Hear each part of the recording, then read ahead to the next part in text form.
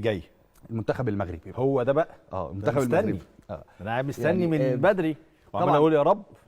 قلوبنا دايما مع المنتخبات العربيه ومع المنتخب المغربي تحديدا. ومنتخب مليء بالنجوم ومليء بالمواهب، وانا واحد من الناس يعني اكيد هشجع المنتخب المغربي في المجموعه السادسه. واتمنى رغم صعوبه المجموعه، وقلت لك يا كريم هم اللي في مجموعه ثانيه انا كنت شايف ان فرصهم هتبقى اكبر بكتير. عندهم جيل واعد جدا جدا، عندهم اسماء كبيره وعندهم نجوم في كل الخطوط وعندهم اكتر من قائد في كل خط. طيب. هذا ما يميز المنتخب المغربي. هاتوا لنا قائمه واحد واحد بقى يا جماعه، عشان ده قائمه المنتخب المغربي فناخدها على المهل.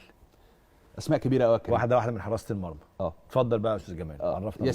ياسين بونو واحد من افضل الحراس في اوروبا وفي الليجا، مش محتاج تعريف يعني. بحارس مرمى نادي اشبيليه، مدير المحمدي بيلعب مع نادي الوحده السعودي. ورضا التكناوتي طبعا جماهير الكره المصريه عارفاه لانه الحارس الاساسي لفريق الوداد، بطل تشامبيونز ليج افريقيا الموسم الماضي. نخش بعد كده على الدفاع. اشرف حكيمي ونصير مزراوي. احكي لك حكايه ونقف هنا على قصه اشرف حكيمي ونصير مزراوي. أيوة. اشرف حكيمي ونصير مزراوي والمعضله الازليه لوليد الرجراجي بعد ما حل الازمه. وخليني هنا اثني على وليد الرجراجي واثني على الدور اللي عمله ولم الشمل داخل المنتخب المغربي اللي كان بيدربهم مدرب انا معجب بيه جدا، لكن كان عنده مشاكل كتير في اطار التعامل مع النجوم فيما يخص المنتخب المغربي. وحيد خليلوزيتش واحد من المدربين الكبار في الكره الافريقيه، لكنه كان عنده مشاكل مع 3 نجوم تحديدا، نصير مزراوي واشرف حارث، امين حارث، والنجم الابرز حكيم زياش. والراجل عمل ازمات كتير، تدخل الاتحاد المغربي، وكان ده من ضمن اهم الاسباب للغضب الجماهيري عليه، ومن ضمن اهم الاسباب لرحيل وحيد خليلوزيتش عن قياده المنتخب المغربي، وحل بدلا منه وليد الرجراجي. وليد الرجراجي مدرب قدم عطاءات كبيره جدا مع نادي الوداد، فاز معاهم بدوري ابطال افريقيا، قدم مستويات جيده جدا وهو بيدرب في الدوري القطري. وليد الرجراجي هم شافوا فيه المشروع المحلي اللي يقدر يقود المنتخب المغربي في ظل الوقت الحرج اللي بتمر بيه الكره المغربيه قبل كاس العالم وبعد خروجهم امام المنتخب المصري في بطوله افريقيا مستهل العام الحالي. فقدر يلم الشمل تاني، رجع اشرف امين حارث، رجع نصير مزراوي، رجع حكيم زياش، وقدر تاني يرجع وحل مشكله عبد الرزاق حمد الله بالمناسبه موجود في القائمه لما هنروح له. فايه بقى الازمه اللي موجوده؟ اشرف حكيمي، انا عارف الوقت اشرف حكيمي ونصير مزراوي.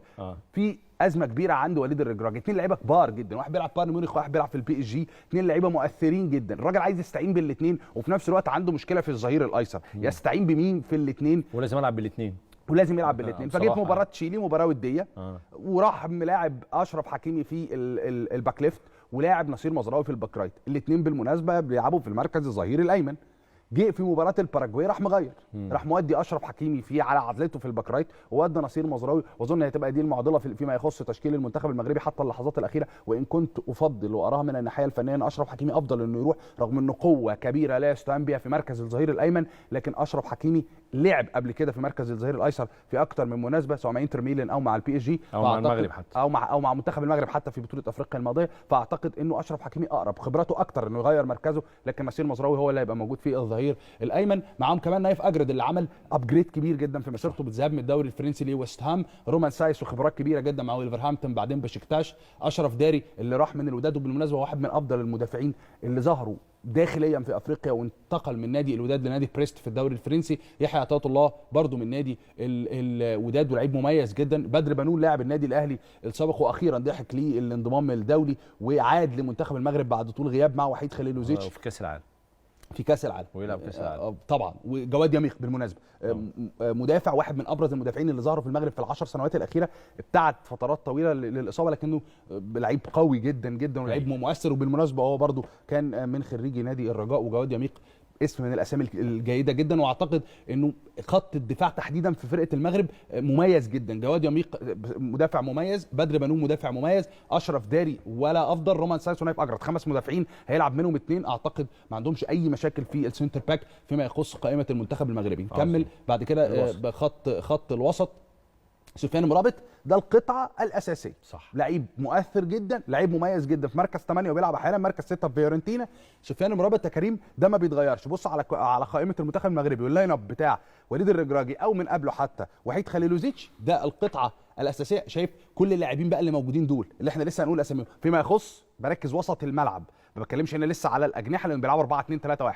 المركزين بتوع وسط الملعب سفيان مرابط وحط جنبه اي حد، وهم التشكيل الاساسي على الترتيب كده، سفيان مرابط وعز الدين قناحي، دول ابرز 2 لعيبه موجودين بيلعبوا في قلب وسط الملعب في المنتخب المغربي. تروح بعد كده للثلاثي الامامي الناري اللي اتمنى انه بعد اصابته للاسف اصيب قبل ما ندخل على هوا بلحظات امين حارس في مباراه كبيره جدا ما بين مارسيليا وموناكو وخرج محمولا، في الاغلب العام يبقى صعب يلحق البطوله، لكن اتمنى انه يلحق ورقه مهمه جدا جدا للمنتخب المغربي. اللعيب الثاني وهرجع لك لبقيه الاسماء، سفيان بوفال لاعب نادي انجي، لعيب مهاري عظيم جدا جدا في مركز جداً. الجناح الايسر ولعيب كورته حلوه كريم، بحبه قوي. الناس تحب تتفرج على سفيان بوفال خاصه لما الضغط يخف عليه شويه، لو دايما كان هو المتنفس الوحيد مع المنتخب المغربي في ظل استبعاد حكيم زياش، لكن في ظل وجود حكيم زياش على الرواق الاخر اعتقد ان سفيان بوفال مع حكيم زياش هيعملوا شغل كتير جدا. عبد الصمد زلزولي طبعا خريج اللمسيه وموهبه صاعده جدا في اوروبا مش بس في المنتخب المغربي. والثنائي بقى اللي شفناهم في بطوله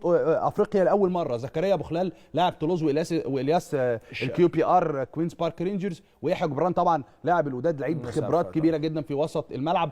واخيرا نروح بقى على خط الهجوم، خط هجوم قوي جدا. انا مش عارف الراجل بصراحه هيختار مين يلعب، موجود يوسف النصيري، اشبيليه، وعبد الرزاق حمد الله. انا رحت من 1 ل4 على طول، ووليد شديره وبلال خنوس. جينكا اعتقد فرصهم هتبقى اقل شويه، لكن هو هيروح ليوسف نصيري طبعا، ويبقى البديل بتاعه عبد الرزاق حمد الله. لكن تخيل لعيب بحجم عبد الرزاق حمد الله، ده الاسترايكر البديل للمنتخب المغربي. اعتقد خط هجوم وخط وسط قوي جدا، ضربه مؤثره للمنتخب المغربي غياب امين حارث لو غاب بعد اصابته امام موناكو، لكن اعتقد يعني الخيره في الشباب اللي موجودين. انت عارف انا اقول لك حاجه بصراحه، مش حبا في المغرب، مش بس عشان منتخب شقيق، انا بحب المغرب كمنتخب اصلا ممتع، منتخب قوي جدا.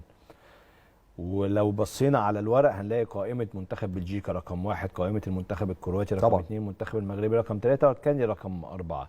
بس انا متفائل تفاؤل كبير جدا المنتخب المغربي هياخد بطاقه من كرواتيا او من بلجيكا. انا متمنيا تفاؤلك ده. انا اتمنى جدا والله، وهشجع المنتخب المغربي في 3 مباريات طبعا.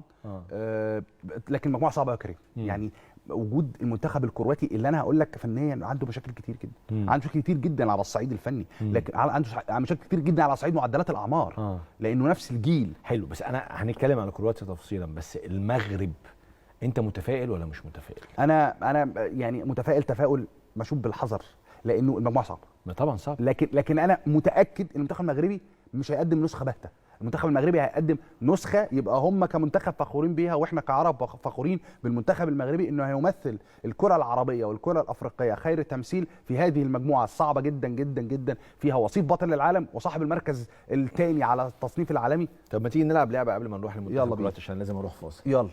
بس لو قلت لك مين هيصعد من المجموعه ديت تقول لي مين؟ توقع بقى بعيد عن العاطفه بالمناسبه. يعني بلجيكا كرواتيا توقع. تمني بلجيكا المغرب.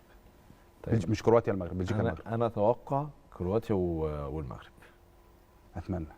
اتمنى المغرب، يعني اتمنى اي حاجه فيها المغرب، ما يفرقش معايا بلجيكا كرواتيا كتير، لكن اتمنى بالمنتخب المغربي فعلا ياخد بطاقه. والايام بيننا عشان اقدر اتصور ان بلجيكا هتبقى في رايي او متصور انها هتبقى اقوى مفاجآت بطوله كاس العالم بالنسبه للهبوط او النتائج. متفق معاك، عشان كده قلت لك بلجيكا مش هتنافس زي ما الناس متوقعه صاحبه التصنيف الثاني، لكن صعب انهم يخرجوا من الدور الاول. لكن خلينا نشوف المباراه الافتتاحيه، لان بلجيكا كندا، وكندا زي ما الناس شايفاها قبل البطوله بتصفها بانها تكون حصلت المجموعه. انا بقول لك لا، هيخرجوا، لكن مش هيبقوا بالشكل الضعيف اللي الناس متخيله. عظيم.